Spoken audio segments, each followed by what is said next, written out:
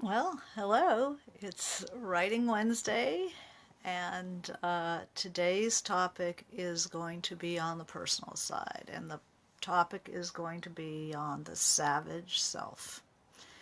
Now, what the heck does that mean, and what does that have to do with you and me as writers? Um, as people, writers are people. We try to have lives. We try to get along with our neighbors. We try to get along with the PTA or the cousins or, other writers even are people. And we try to deal with our problems, and we go to therapists, and we learn about boundaries, and we try to hold good wishes for all sentient beings, and we try to be good citizens, and we take care of other people, and so forth and so on. There's a lot of care in trying to be, your best human being, walking around and so forth. But that has nothing to do with writing. That has nothing to do with writing. And it really does not serve you to ignore the part of yourself that really boils and really hurts and really is furious and, the self you were before you went to therapy. Because, as we all know, therapy isn't there to um, erase part of ourselves. It's not there to eliminate the savage self, the self. It just teaches you that it's there. Watch out, don't let this part dominate your everyday life. You don't necessarily want to let that loose on other people. But it is extremely important to have that in your work in an uncensored way. I have seen a lot of very nice people who have created very nice writing and have worked out, story problems and have worked out characters and stuff. But you cannot draw blood in fiction if you have eliminated the savage inside yourself.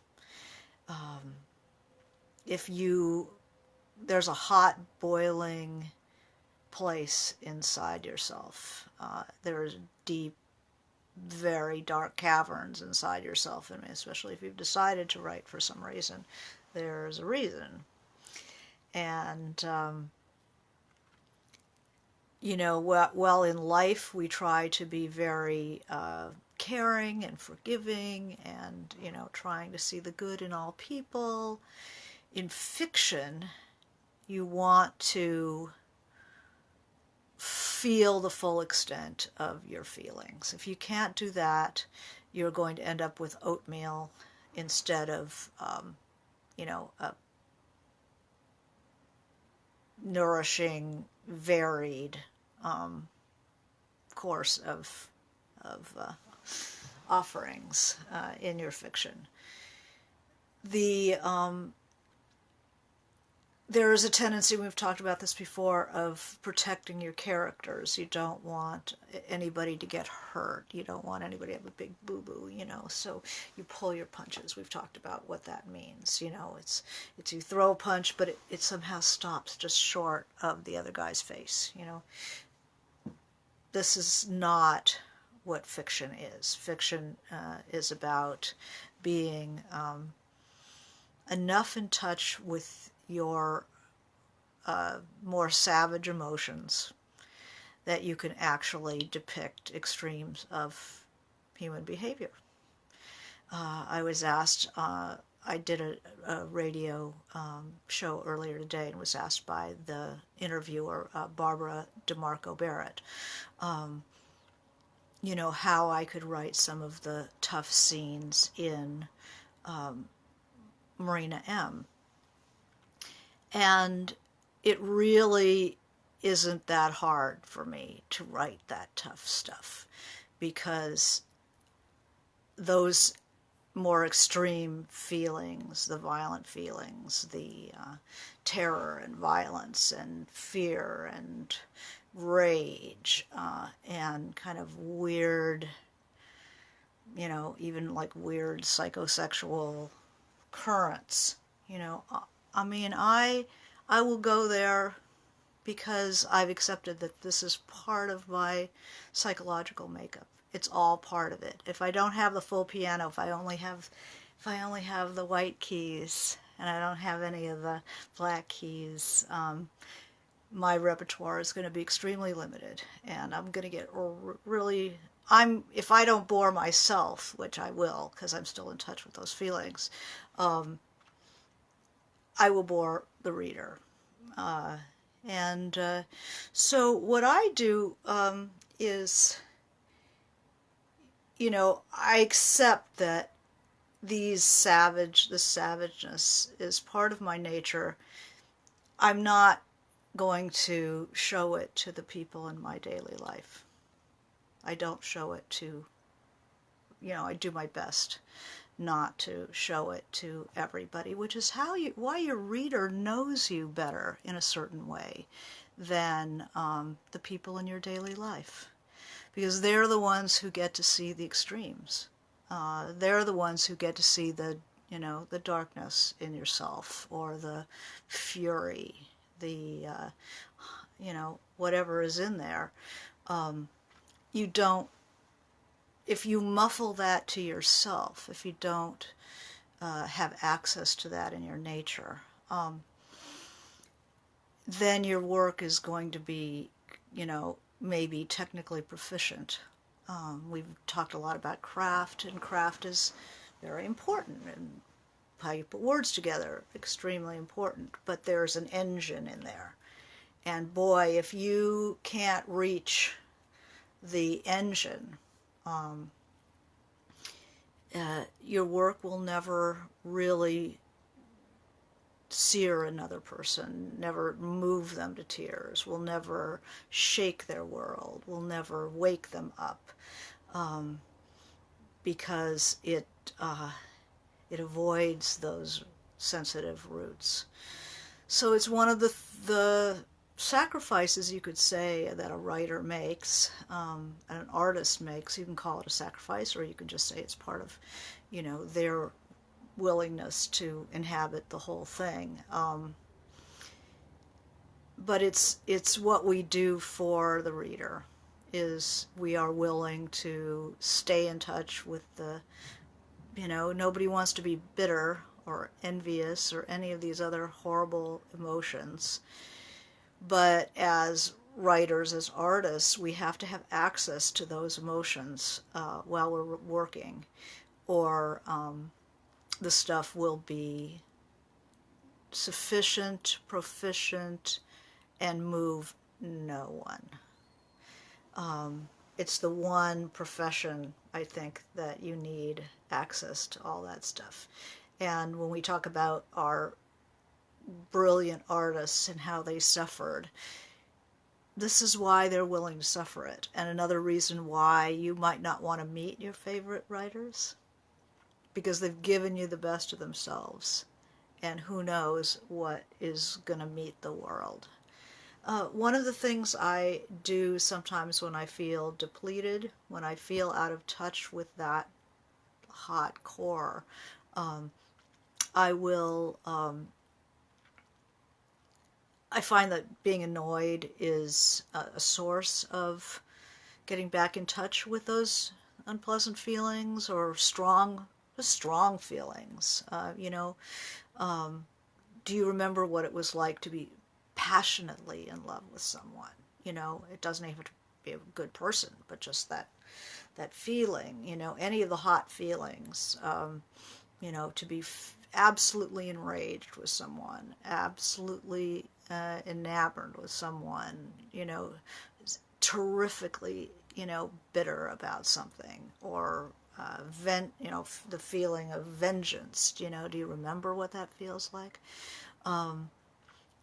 Go back and kind of, see if you can dig into the sources. These are the roots the roots of emotion. These are the strong emotions that you want to have access to. A mild suspense is not going to pull somebody through your work. If one's major looking at you, your major at a piece of work, if the reader's major feeling about this person is that, this is a nice person, and this is a nice book that is never going to take a real swing at somebody and never connect if it does. Question whether you're dampening, somebody is dampening down what they've come with. Something that I do, I've done that, I have 2 of these, I can't seem to find the second one. I've taken a couple of runs at trying to understand the kind of the molten core of who I really am. I mean, so many people, I hate to say this, but, people read my work first, and then they come to me and they go, oh, but you're such a nice person, where did that all come from? It's like, well, maybe who I really am is what you're seeing in the books. And my ability to socialize and care about people and be a decent citizen and so forth is something I've developed later on. And is not, I don't say it's a false self, but it's a piece, and there's this other piece of myself. And maybe that's why I write, is to try to understand what that is. But this is something that I do sometimes is, I know people have these vision boards that are like, this is the house I want to live in. I'm going to meditate on this frickin' house, and somehow it's going to draw it to me. I know that's going around. And if it makes you feel better, what are you out, a magazine you cut out? I don't say there's anything wrong with having goals, but one of the things that's interesting to do is to try to draw or do a board of your creative process. What does your creative process feel like to you? And I'm going to show you this. It's very battered. I've had it for a long time, but I do look at it, I do use it, and this is what I'm going to turn this around. This is what my creative process looks like to me. Merry Christmas. So this is what my creative process looks like to me. Let me see if I can put this somewhere where I can give you a tour. So I sort of see it on a theme of volcanic activity. There's some solar power, and then it's like dirty, dangerous, like mining. There's a lot of mining, smelting, working with hot materials. You need goggles to get in there.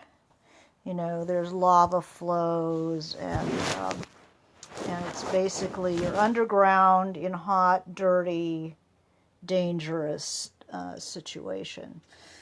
So anyway, here's my psyche. There's my guys. That's my creative team right there. And this isn't about lighting candles and ringing bells and stuff. This is about getting in there and doing some dangerous work. And here's a little something. Let's see if this is reversed. See if you can see this.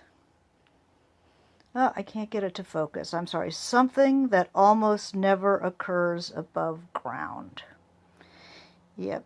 In the middle of a shaft, This is, I call them the fire department. And what that does is give me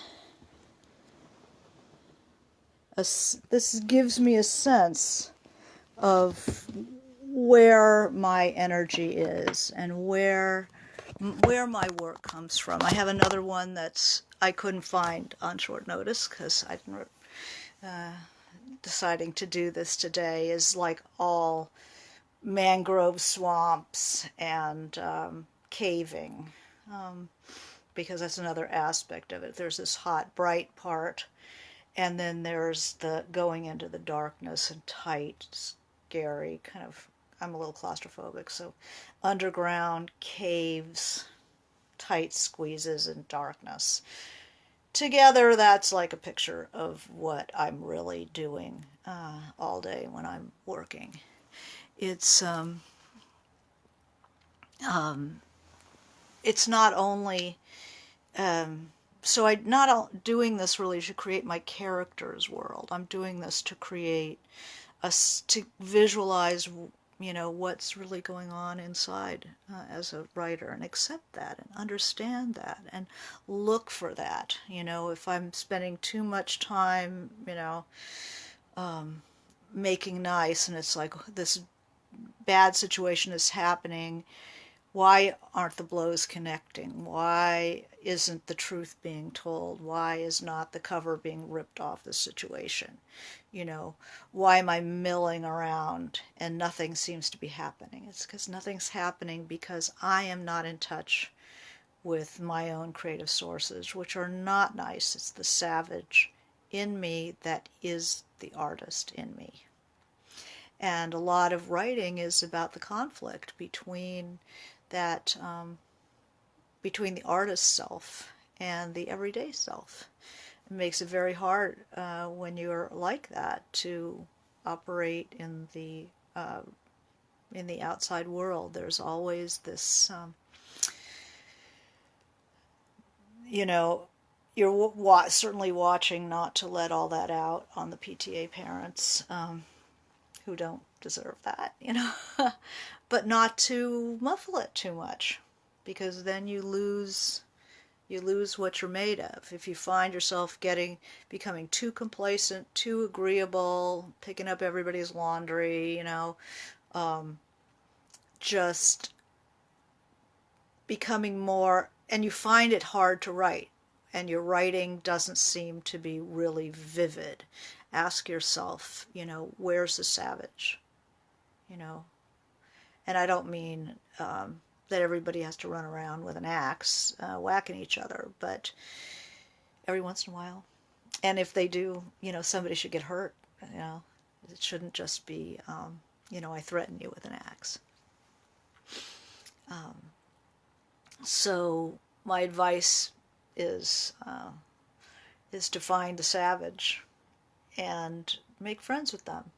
You don't have to let them drive the car over and kill 3 people on the way to the supermarket. But make friends with them, make sure they're always involved, and make sure that the things that happen in your work, that there's risk and there's danger, and it's hot and it's dangerous and it's dark and it's confused sometimes and it lashes out. I think when there's too much like peevish conversation, you can tell when people are kind of milling around and not really getting anything. Nothing's cutting, nothing's bleeding. So let's see if we have some. Did you see Soul at the White Heat? Dare you see a soul at the white heat? I'm actually reading Joyce Carol Oates has a book of reviews that she's written called Soul at the White Heat. And that's what you're looking for. That's exactly what you're looking for, is yourself at the white heat.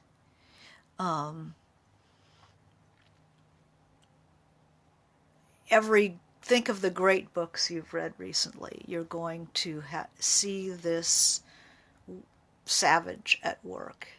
Right now I'm reading Florida by Lauren Groff.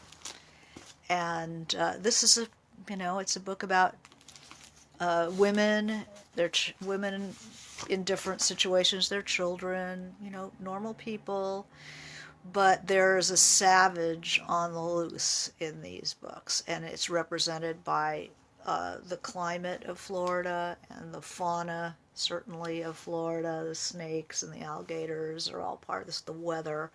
Character worries about climate change a lot. Characters worry about climate change. They're mothers, but they're not necessarily, all that good. It's not that Lauren Groff is suggesting that we be shitty mothers and do take unnecessary risks with their children, but these are characters. It's fiction, and it takes these these very loaded situations, and it doesn't pull back from them. And if you're in touch with your own savage, and I can tell you she is, she's a really lovely woman, but on the page she's going for it. So she is in good contact with that side of herself. Joyce Carol Oates herself, in very good contact with that side of herself. Let's see. Here is any thoughts on process of character development? I can tell a story where a sociopath actually harmed me, so I'm the victim, right? But sometimes stumble creating other characters with the dark triad traits I have not experienced. Okay, I don't know what a triad trait is, but it's not exempting anyone from having a darkness. The darkness creates a chiaroscuro. It's the shadow and the light that creates the form. If there's no shadow, you've lost touch with your own darkness. So it's not about how dark the villain can be. It's how generalized these things are in human nature. When you assign it only to the villain, then you're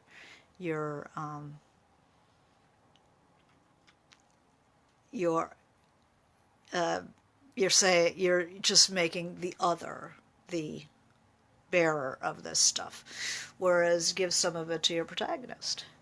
Make sure the villain also has their point of view and their reason for doing what they do and their positive aspects. And then you start getting a nuanced picture. Let's see what I've got here.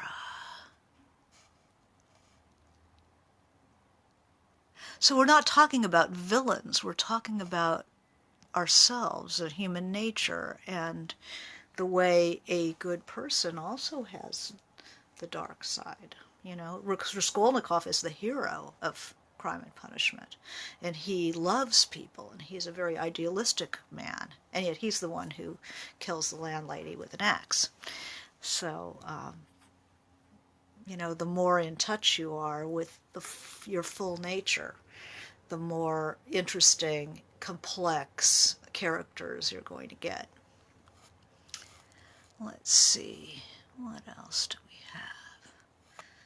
How do you get over the fear that people will think some bad fictional behavior must be autobiographical? Well, the fear is your not being in touch with the savage self. The savage self knows that it is you, or part of it. It's you in the imagination. What do you say to people who say, oh my God, did you really beat this guy up? Did you really rape that woman? Did you really do that? It's like, it's fiction. Of course I didn't.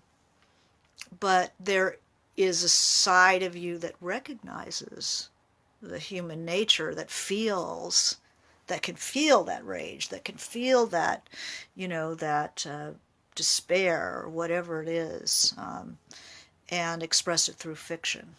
I'm not good at autobiography because, why would I want to do that? I like creating characters that can hold these emotions. But getting over the fear of being thought human, of being thought to contain extremes. Look at Walt Whitman, I contain multitudes. There you go. People always, either if you, especially as a first-person character, then they will assume it's you. I remember when I sold White Oleander, they brought me to New York to see, to talk to me, to see if I was Astrid. Had I been a foster child, had I been through this, that, and the other. And it's like, no. But there are psychological elements that are at play. I'm partly Astrid. I was partly Ingrid.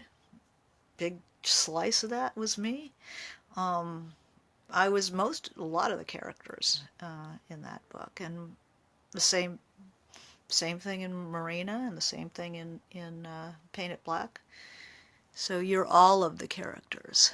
It's the feeling of shame for having directed a particularly horrible nightmare. What is so evil about me? So this is about the acceptance. And if you have access to that part of yourself, then you're able to create a vivid experience for your reader. If you're dead to yourself, if you're just the nice lady who brings the cupcakes and is like, oh, my pleasure, it's like my pleasure.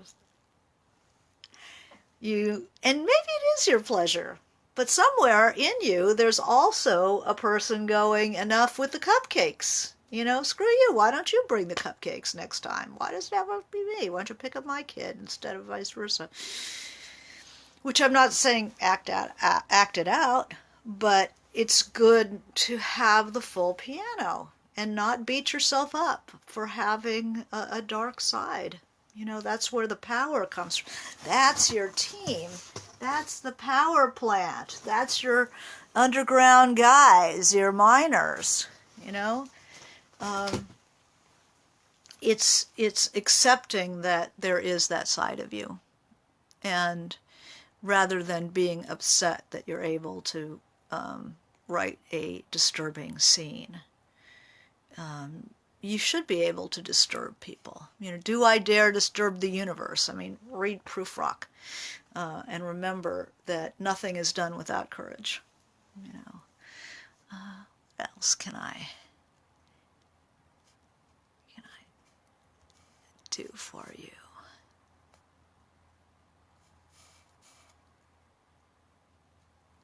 Better the feelings come out in writing and not in some other way.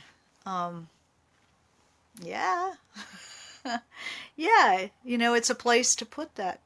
It's a place where you can tell the truth, that you can really tell the truth. It's what worries me is when you don't even know what the truth is anymore. And so you're lying to yourself, you're lying to others. And, I don't care. I love you all, of course, but, whether you're successful in your personal life, that's up to you and your therapist and all that. But as to what you do on the page, yes, that the feelings come out, that you use them. It's not about therapy and letting the feelings come out. It's that you need them to work the engine of what you created. If you don't have access to those feelings, you'll do something that's very muted, and there will be very little flavor and personality and surprise energy to it. Yeah, I like books where seemingly ordinary people have a problem or crisis that reveals their dark side, and they will overcome it or mire in it and self-destruct. I think there's an important third element there that isn't even listed, which is often the evil side comes out, and it's the energy of that and having access to that actually strengthens the person enough to do what they need to do. They say depression is not sadness. Depression is the inability to feel the sadness. It's the inability to mourn. It's the inability to experience directly the piercing feeling of grief often, or fury. So everything is damped down, and then you fall into a depression because you can't access that. And the energy, all the libido, There's some shrink words. The libido is locked in, and libido is like the heavy energy that we've got to work with. If you don't have it, then everything is just, this gray coating over everything. And we're always looking to get rid of that.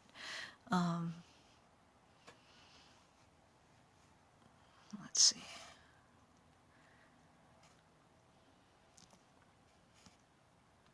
Yeah, so you're looking to liberate the imagination, allow yourself to be free in the imagination, and allow yourself to be angry, be mean, be bitter, be envious, be self-destructive.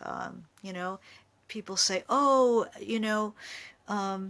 Marina is she makes these crazy, wild decisions, and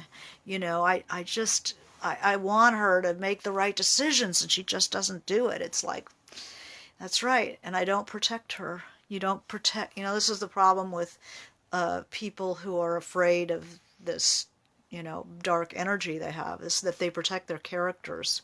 They love their characters. They don't want anything bad to happen to their characters. And this is fiction, Bad things are going to happen to your characters. So if you can't bear it, then this might not be the line of work for you.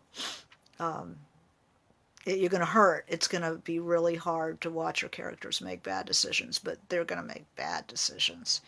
And then they're going to live with the consequences. Here's something. Here's somebody who's feels guilty about bad things happening to the characters. Never feel guilty about that. These are characters, and you've created them out of some need in yourself to express something, and you need to see where they go. And they have to be in situations where all kinds of things can befall them.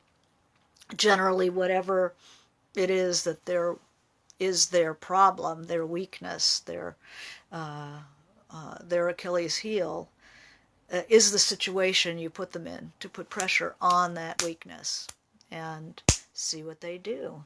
Somebody's afraid of spiders. You put them in a room of spiders as they're going for a job interview, and they have to deal with the job interview, and there's a spider on the table.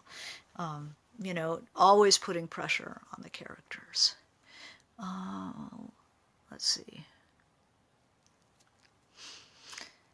Homework: to write a note about each person you meet. What is their dark side? Well, that's interesting. Yeah, what that does is it wakes up the part of you that knows that everybody has everything in there. And to feel it in yourself. Yeah, so don't protect your characters, and don't, for yourself, see if you can find the savage, the person you were before you were told that's not nice. The person you were told you're too much. You're just too much. All those people broke up with you because you were just too much. And maybe you were too much, but that doesn't matter. I don't care about your personal life. Find the part in yourself that other people might find to be too much. You will find it's not too much on the page. That's what art is. It has these hot roots.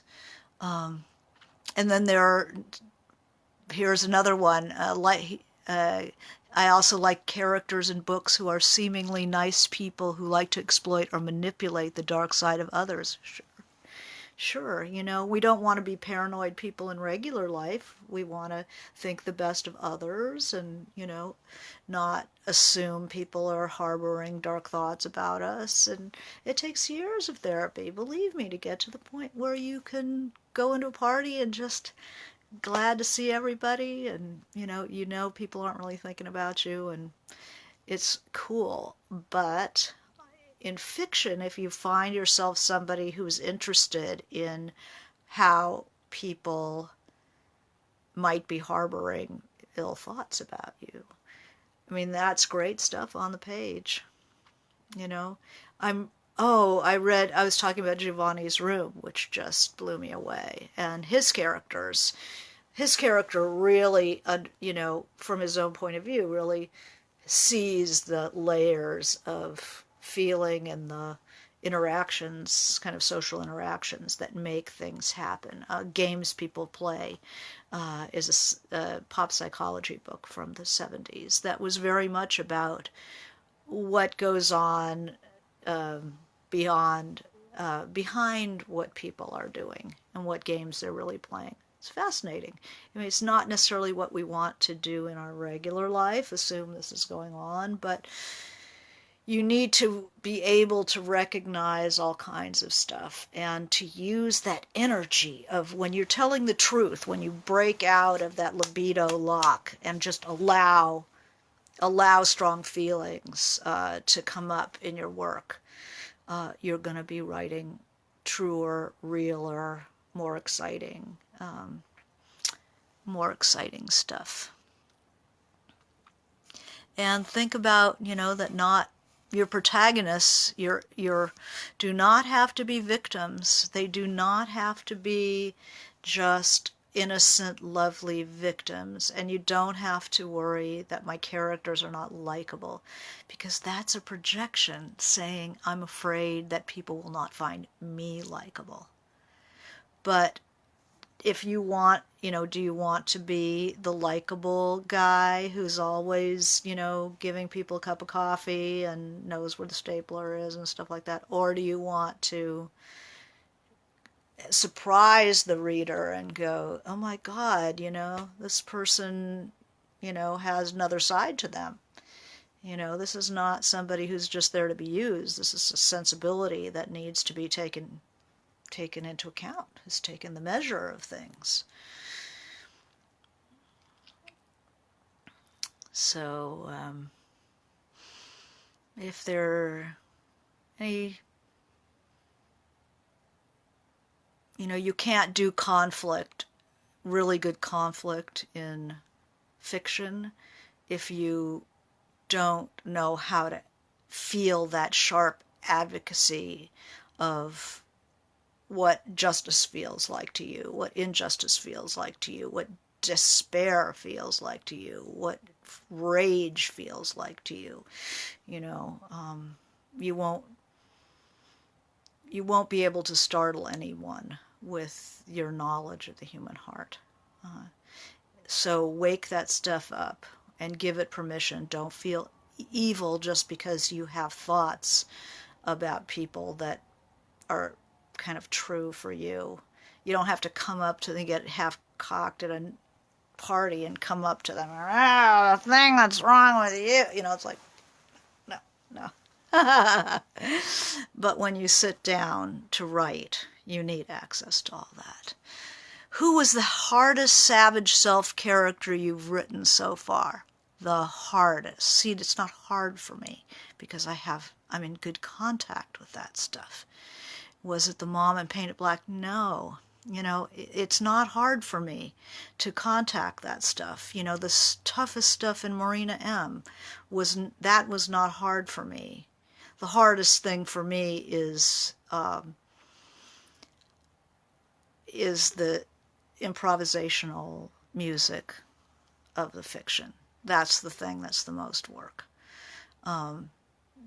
Understanding rage and jealousy and, narcissistic self-absorption is understandable to me, and not even necessarily villainous. Villains, my villains are people who they have reasons for what they do. They're never completely villainous. I don't really write villains. I write antagonists. And so they have their reasons. The mother in Paint It Black was a pianist, a concert pianist. So she's a prodigy. She was somebody who, from the age of 3, was cultivated to do one thing, and that is to play music. A person like this becomes really stunted in every other way, especially in their social development and their emotional development. They're often very stunted people. So I understood her. I understood why she was the way she was. And that gives nuance. But you can also understand a flash of anger in a very nice character, to do something uncharacteristically cruel, say something uncharacteristically cruel, and that gives them their chiaroscuro. Now, Ingrid was my writer self that just wants to be left alone to do her thing and, screw everybody else. Not a side that I act out, but she's there. She's certainly a part of me. And her father didn't help in that. Meredith's father? Yeah. So, it's not just the antagonists who have dark qualities. It's your protagonists as well. It's everyone. But it's especially that you have to have those sources, that you can completely reconstruct the human being, good and bad. You look at somebody like Tennessee Williams. You look at somebody like Edward Albee. The great dramatists do it. Tolstoy. Obviously Dostoevsky, Faulkner, Joyce Carol Oates. They all are able to do that. I mean, even an author we don't see as a Gothic author in particular, like Lauren Groff, but she certainly understands the downside. If you read Fates and Furies, she had a good character who was blind to what was going on around him, and she had a question, more ambivalent character who could see him. So she had something very positive. She could see him in a way that he could not see, because when you're on the top of the pyramid, you don't see what other people are doing. You don't need to. Whereas when you're underneath, it's like you understand how the mechanics work. Yeah. And some people have a degree of dark in each person. I think we all have the whole piano. It's just character decides like what notes are played most often, but everybody has the whole thing in reserve. So that said, unless there are more questions on this, write an angry character, write an envious character, see if you can get back in touch with those feelings in yourself. And it's fun to depict your own creative process. Believe me, I don't think it's going to be little girls picking daisies under wide-spreading oaks. That I have, but it'll be interesting to see what you come up with. So thank you, and if you'd like to post your little your writer vision boards on my Facebook author page, I'd love to see them. And we'll see you next week. Okay, bye.